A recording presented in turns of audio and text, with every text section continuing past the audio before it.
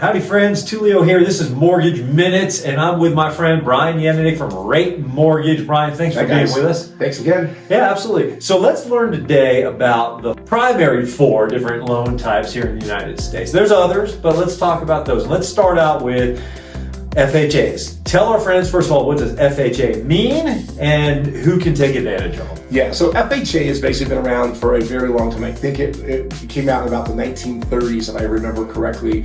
It's Federal Housing Authority set up a mortgage program to help buyers purchase homes. Back in the early days, you had to put down 20, 50, 80% down to purchase a home. Now again, home prices back then were $4,000. Yeah. 10 grand, 20 grand. I mean, mind-blowing numbers. You could buy a house for 10 grand. You can't even buy an exhaust for a car today for 10 grand. So those programs were designed to help people get into homes, help really grow America. Those rules have really stretched and expanded in guidelines. So currently right now on an FHA, the standard down payment is only 3.5%. So most people can come up with that, unless you're maybe a first-time home buyer, freshly married, just graduating college, you haven't had a chance to save up. There are a lot of down payment assistance programs that are out there, and they're pretty much community central. So most of them are statewide, but sometimes there's just an El Paso County program, just a Denver County bond program. There's programs in Texas and Florida, and they'll help you typically with 3 to 5% of the purchase price. That'll help you come up with a down payment. Now it does come at a little bit of a cost. The interest rates are typically about 0.5 point to 1% higher than the current market, but there's no penalties on them typically. So you can refinance that loan in a year or 2 or 3, whenever your house is maybe appreciated enough that you can get into the second program type, which is a conventional financing. Okay. Now, before we move on out of the FHAs, so 3.5% down is the expectation, the financial outlay, either from the buyer or collectively from the buyer and some sort of support, right? Correct. Yeah, it can be a gift from mom, dad, cousin, Billy, aunt, anyone else, as long as it's within the guidelines. Okay. So it can be from yourself, it could be from a family member, it could be from a down payment assistance program, or yourself. And if someone did get mom or dad or uncle or aunt or someone to give them gift money, they don't just like hand them an envelope with cash in it. What's important in that respect? Yeah, so we have to track everything in our world. It's funny, I did a TikTok video about a year ago. I think I had it was crazy, 1.3 million views. I did it on money. And it was everyone was so mad because I said, if you're giving money, we have to see it and we have to trace it with bank statement. And I guess the internet just did not think that's my money, it's my statement. But it was wild. But yes, so if grandma is going to give you $10,000 for a down payment, we need a gift letter signed by you and grandma saying that she's giving you the gift. What is the source of the gift? Is it checking, savings, an investment account? Was it cash hidden in her, refrigerator or freezer or something like that? So we can still use those funds, which is so crazy. Some people think you can't, but we have to just do a very meticulous job of documenting those processes. Then that money goes into your account, so we have to prove that you've received it, and then that goes to the underwriter for sign off. Okay. The other way you can do it is straight to the title company. So grandma or grandpa or whatever can wire that $10,000 directly from their account directly to the title company, and that is sufficient. That's our favorite way because it cuts out a lot of that middle stuff. I don't have to show that grandma had the money, sent it to you, you received it, you then sent it to the title company. It cuts out that whole middle chain. I can literally show grandma to title and I'm done. You don't have to see grandma's bank statement or anything? No, because the wire will show who it came from. Okay. And we can make the assumption that she had the money because she sent it. Okay. It's pretty neat. So then we talked about a couple of different types of assistance programs. You mentioned CHFA. What does CHFA stand for? What is it? How can it help someone? So CHFA stands for Colorado Housing Finance Authority. It's a really cool company. It's been around, I think, since the 60s or 70s, so way before us. And they basically will fund and service loans and provide down payment assistance. And it's a really, really neat program. They have a lot of grants that they have. They have special needs. So like if someone maybe has a birth defect or something like that, they have different programs for different people that actually will exceed the regular type of products. There's also CHFA that's out there, Denver bond, El Paso County bond. There's a whole bunch of different programs out there. So what does one need, say from a credit score wise or employment wise, in order to qualify for the CHFA program? So CHFA is pretty lenient. You can make up to their county limit for the income, which I think right now for our county is like $145,000 approximately for the household income. They have set limits. You can't buy like $1 million home, so they want you to buy a home within like their range. And then you don't have to be a first-time home buyer, which is kind of neat. Okay. And you can also actually own one other property. So but they don't want you to use CHFA to buy like multiple properties. But if you were married before, bought your home and now you're moving, need to buy another one, they're not going to penalize you and make you sell that other property. So you can keep that one and then buy another one. So, they're pretty neat on that. And then the down payments, they have a 3.5% grant or 3% grant, and then they have a 4% silent second.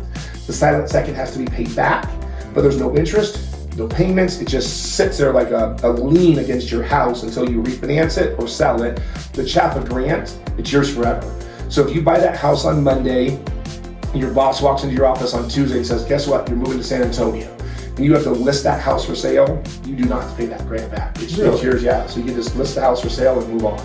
So it's pretty neat. So no penalties ever on that. So with the, maybe it is a first-time home buyer. They don't have a lot of cash saved up. Traditionally, FHA requires a 3.5%. How much of that 3.5%, how much do they have to come to the table with of their down payment? And how much is made up by the CHFA? Yeah, so if you did the grant, it's 3%, so the down payment requires 3.5%. So depending on your purchase price, it could change a little bit. So let's just use $400,000. So you would have to make up about $2,000 on that scenario because of that extra 0.5%. If you're only buying a $100,000 home, theoretically it'd only be $500, but CHFA has a minimum. You must have $1,000 into the transaction. So if you don't have 1,000, you're not eligible, but that can include everything from your inspection, prepaid items that you've done, anything like that will count towards that money. Okay, all right. And then if you have a seller paying the closing costs for you, you can realistically walk in with $1,000 out of pocket. That's it.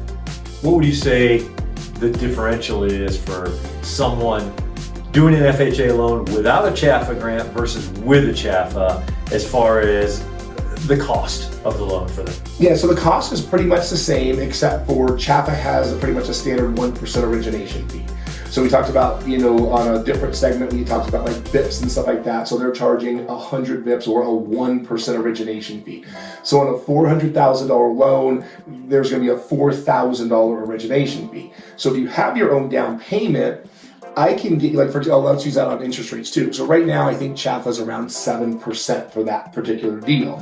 Well, right now, I could get a borrower a 6.25% with no origination fee, depending on their credit score and everything else. So I'm going to be 0.75 point cheaper in interest rate and $4,000 less expensive on closing costs. No CHFA. Yeah, that's no CHFA deal. But that person needs to put down 3.5% of that purchase price. So a lot of people just don't have that, $12,000, $15,000. So it's quite a bit. Okay, so that's a government loan that we often see people who are like non-military taking advantage of. In many cases, it's first-time buyers, doesn't have to be. Correct. Yep. So credit challenges. Yeah. It's a little bit more lenient on credit challenges. So if you've had a late payment on a credit card or a car loan, a mortgage payment or a rent payment that you missed, they're a little bit more lenient to get a loan approved. Like you could literally run a loan through our automated underwriting system, conventional, FHA. The conventional will say declined, FHA says approved. And nothing difference between the two loans, just the product that you select on the little underwriting engine, and one will be approved and one will be denied. It's crazy. Okay, all right, let's transition into the next major government loan. What would that be? VA, my favorite. Yeah, I see a lot of them here in Colorado Springs. We have, Fort Carson here, which is the biggest show in town. We've got Peterson Air Force Base, Schriever Air Force Base, the Air Force Academy. We've got people up in the mountain, Cheyenne Mountain. We've got a Space Force here as well, which is kind of pretty much housed within Peterson Air Force Base right now, and in Schriever. So we've got a lot of military folk here in Colorado Springs. So let's real quick, a fun side story.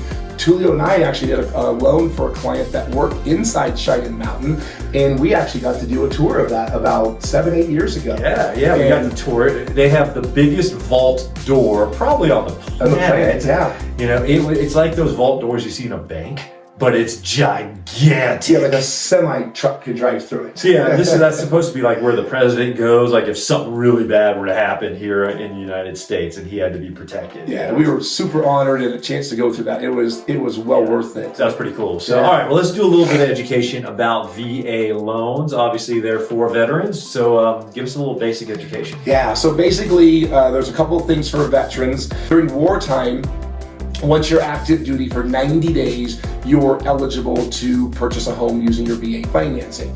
And then when we're not at wartime, then that time frame expands out to 180 days. So not a huge difference, but basically if someone gets out of basic training, goes to AIT, they're on their first job, they're gonna be pretty much ready to buy a house. They have that eligibility intact. Now, a lot of misnomers about VA is, you can only use it one time, or you can only use it while you're active duty and stuff like that. And that's not true at all. I have a question. Yeah. And we've run into this once in a while, particularly with newer or first-time home buyers, where they think just because they're a veteran, they get to buy a house. Yes. But everyone has to qualify, right? You do, yeah. And we get this a ton. I have a VA loan, give me my loan. But they have a 200 credit score. They haven't paid a car payment on time in 7 years. Their rent is 90 days past due. They haven't paid a credit card in 5 years. Just because you're eligible for a VA loan doesn't mean you can get qualified for it. So there's definitely a big difference between those two. And likewise, you can lose your eligibility, which is unfortunate. I have done VA loans for someone when they were in the military. They got a dishonorable discharge. They no longer have VA benefits. Like they're done. So their VA loan won't be stripped from them. They can keep it, but let's say that loan was at 7% and now rates are at 5%. They cannot refinance that loan into a VA loan. They can only change it to a conventional. But if they wanted to leave it as a VA loan, they won't take it away from them. What's one of the biggest perks about using a VA loan? So my favorite things are very great guidelines. We can get so many things done on a VA loan. It's 100% financing. No down payment of any kind. You don't have to have $1,000 into it like the first time home buyer programs or the grant programs. You can literally buy a $500,000 home, sign on the dotted line, seller can pay your closing cost. You can walk in with nothing out of pocket, like at all. That's like my favorites. But just the guidelines on how lenient they are on letting us manipulate things and making things fit. They don't even really call it a box. I mean, it's more like a bubble. So if I can get that thing to stick inside that bubble, I can make it work. So that is amazing. And the neat thing about guaranteed rate, or rate mortgage as we're called now, we don't have any what are called overlays. Now, an overlay is where maybe you hear someone like from some of the big national companies, I won't say their names, and it sounds like Hachu, but it starts with a V, you know what I mean? Or something that shoots up into space, how you get there. They set standards, like they say, oh, you have to have a 620 or a 640 credit score. You can only have a 40% debt to income ratio to use us. Those rules don't exist in the VA rulebook. If you open up to 26-7, that is not in the rule book. So you can do an 80% debt to income ratio, a 60% debt to income ratio. They care about what's called a residual income, which me personally is my absolute favorite thing. Like all loans to me should be underwritten to a residual. Because I don't care if you have a 60% debt to income ratio, but you make $40,000 a month, you have $16,000 of leftover dispendable income. That's a ton of money, right? You can afford car insurance, you can afford groceries and gas. Now, a guy that makes $3,000 a month and is at a 40% debt to income ratio, he doesn't have a ton left over, right? So, $1,200 or whatever. So VA does residual instead of debt to income ratio, which I love. And then my other huge piece is VA allows you to pay off debt. So up to 4% of that sales price. So you're buying a $500,000 home, $20,000 can be paid by the seller or the builder, whoever else you're working with. You can pay off a credit card.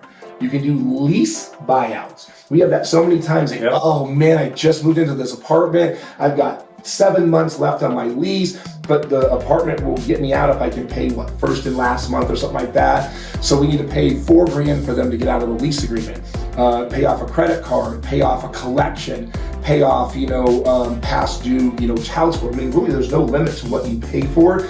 I've paid for, upfront HOA dues before. I mean, it is wide open, but you can actually qualify the veteran because you're paying off a car, you're paying off a credit card, you're helping them catch back up. It's my loan. No other loan lets you do that. So one of the, I think, misconceptions, you brought up misconceptions at the beginning, is that sometimes, particularly first-time VA buyers, when they hear no money down, they sometimes, I'm not criticizing, I love our veterans, but sometimes they just don't know. They think that means no money's required, okay? And that's not necessarily the case, because most of them are gonna have a home inspection. They have to have an appraisal. There's closing costs. And yes, we have opportunities now, I'd say more than in the recent past, to get sellers to help with that. That doesn't always happen. Weekend number one, when a house hits the market, most sellers think they're going to get their full price when it goes on the market. And then after 2 or 3 weeks, that's when they start feeling like, okay, we'll give up something. Or 2 or 3 months, they're like, can you please sell my house? And that's when I tell, I do my buyer education sessions with buyers, and I let them know, you may need to wait till week 2 or 3 for a seller to go, okay, I'll give up $10,000, $12,000 to cover closing costs and things like that. I don't need you to break down every detail of what closing costs are made up, but maybe talk about what are the big components of closing costs. Sure, the basics would be your first box, which is going to be your lender fees. So if there's any origination fees, if there's any discount points, like you don't like that 6% interest rate, you want a 5.25%. It's going to cost you 2 or 3 points to buy that rate down. Appraisal, credit reports, title insurance, title closing fees. Some states use attorneys. You'll have attorney closing fees, recording fees, and some states, have tax transfer fees, which can be brutal. Sometimes you'll see a 2 or 3% transfer fee. I think we have that up in our ski towns, like Breckenridge and stuff like that. I think I want to see there's like 2% fees. So if you're buying a $600,000 home, that's $12,000 of closing costs. And that's the other thing that veterans get mixed up. You can't just roll those into the loan. You cannot buy a house for $600,000 and then just finance from us $618,000 and roll it into the loan. It has to be either paid for in cash from the veteran at closing. It has to be a credit from the builder or seller of the property, or it has to be paid for by a realtor or whatever else. But that's it. But I have so many people like, oh, well, in my last house, I rolled in my closing costs. No, you didn't. The seller paid for it, the builder paid for it, something did. I'll have them bring me their closing disclosure. I'm like, right here, you brought $13,000 to closing. You did not roll that closing cost in. But those are typically the biggies. And then you have your prepaids. Prepaids are your homeowner's insurance for the year up front. So let's say you're buying a house January 1 of 2025. And they're going to collect 12 months of homeowner's insurance for you so that house is covered until 2026. Then they're going to collect an escrow account so that every month when you make your regular mortgage payment, you are putting money into an escrow account so that in 2026, there's 12 months sitting in there ready to make that payment to your insurance agent. And then they have a tax escrow.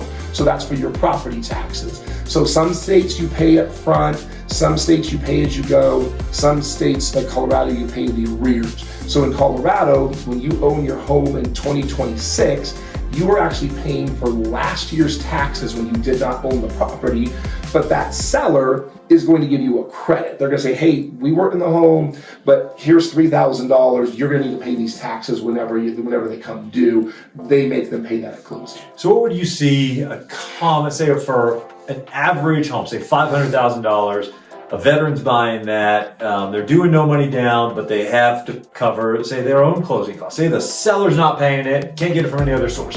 What do they have to be financially prepared for around about? Yeah, so depending on credit score and all that other fun stuff, but we typically use 1.5% to 2%. that is going to cover 92% of the people, right? It's going to get that big, huge mix. Now, again, if you're buying your rate down, if you've got a closing on January 2nd and you've got 29 days of prepaid interest, you're going to be on that higher scale because of all the extra interest you're paying. If you're closing on January 30th or whatever else, maybe it's a little bit lower on that thing, and you're not paying, origination fees, you're not paying any discount points.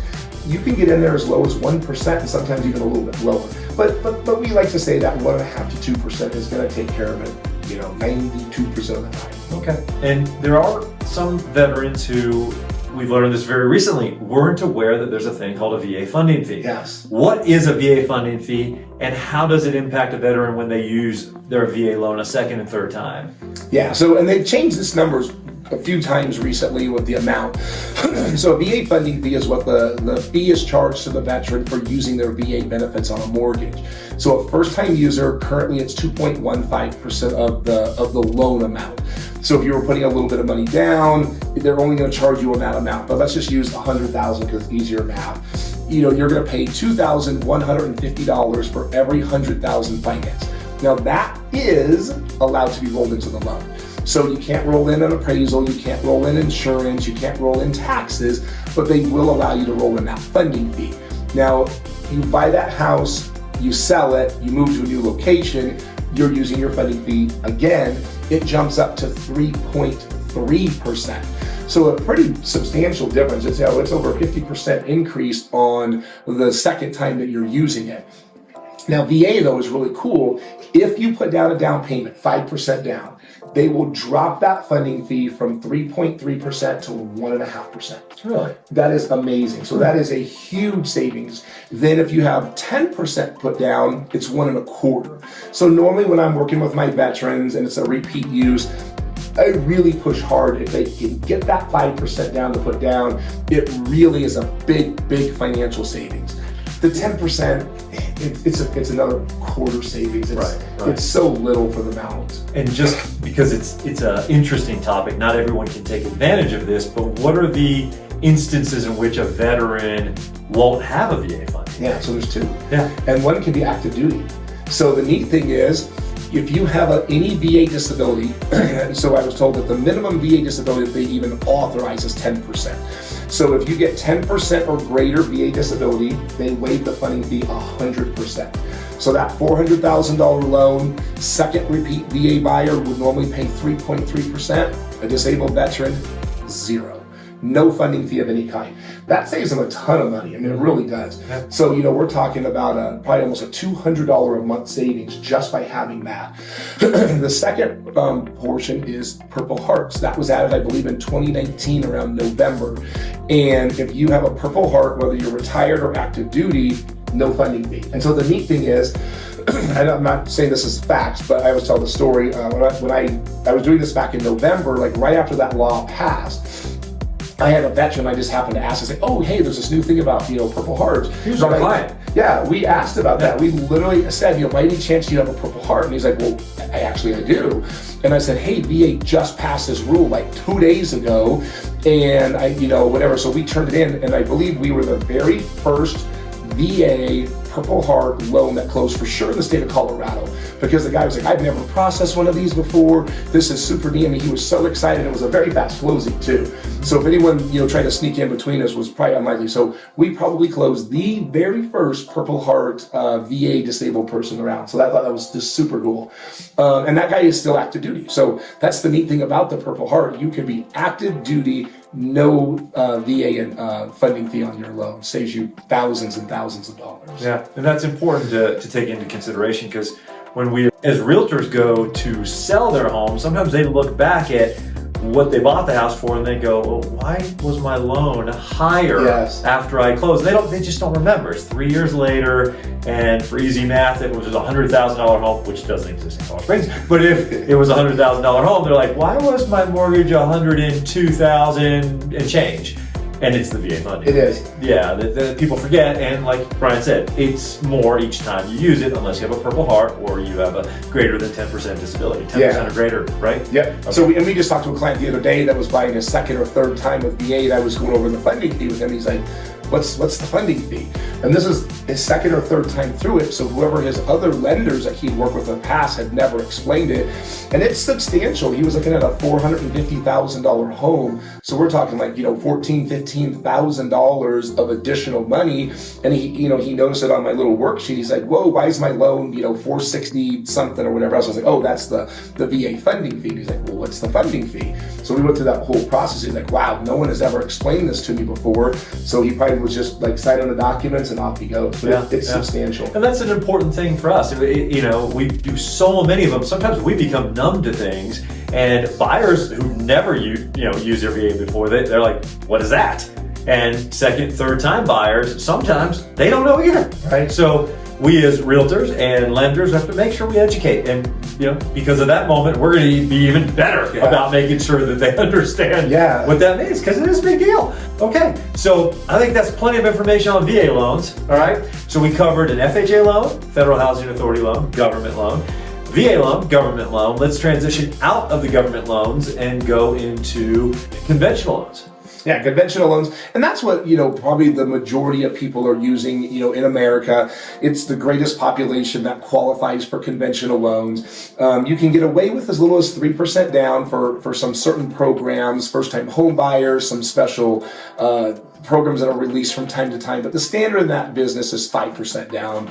Most people are trying to put down the 20% because there's a thing called private mortgage insurance. So conventional loans have private mortgage insurance. So there's an extra fee that you're paying every month to the lender to promise them that you're not going to miss your payment. So you're basically doing a self-funded insurance program paid by you to the lender that you're not going to foreclose.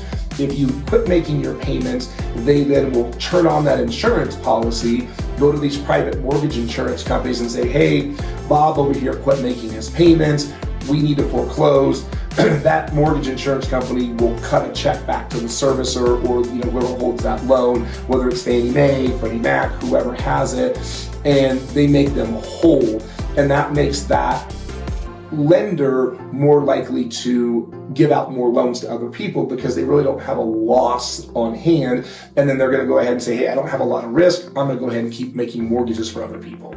So with a conventional loan, it seems like, and I've been there, the goal is to put down 20% if you can. Yes. But people can get in with as low as, you said 3%? Yeah. I thought it was 5. Yeah. So it's 3. Standard is 5. Okay. But there are some first-time home buyers. There are some special programs you get in there with as low as 3%. But a lot of rules and qualifications and things like that.